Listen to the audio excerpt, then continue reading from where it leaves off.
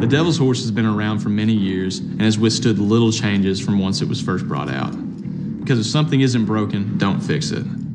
Generations of anglers have enjoyed this classic topwater lure, and a cult-like following in the southern parts of the United States has arose due to its unique action. The lure has a slow topwater slide across the surface that is aided by the prop on the nose and tail.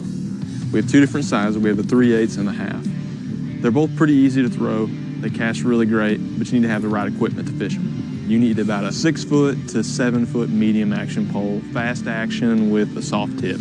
That's so whenever you get a bite, you can set the hook and it's not going to pull the treble hooks right out of the fish's mouth. I like to fish this thing with a fast reel, 7 to 8 to 1 gear. I don't know about you, but I had no idea the devil rode a horse, much less with something with hooks that caught fish as good as this thing does. I hope Cousin TT don't see this thing.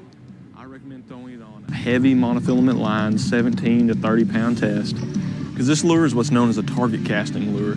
You're typically fishing this thing around wood, cover, lily pads, standing timber, grass, things you really can get snagged up in, you can break off. Monofilament's great because it floats, and it's great because it doesn't get hung up around these spinners. I recommend braided line as well if you're fishing really heavy cover, but braid has a tendency to get hooked around the spinners on the top and bottom, and it can cause you a lot of problems. Right now we're in Florida, which is where the Devil's Horse is probably the most famed at. Let's talk about how you work it now.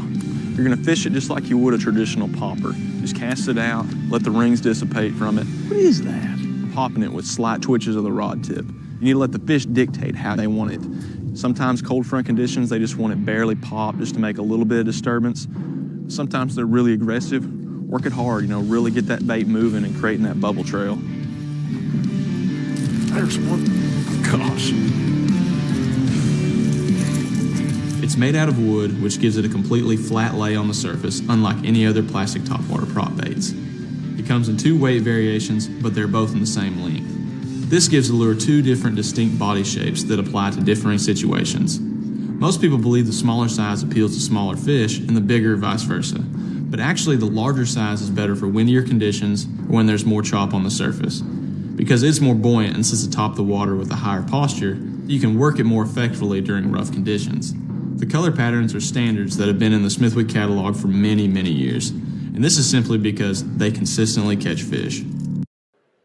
Hey, check out our giveaway plus more information about this product in the description below.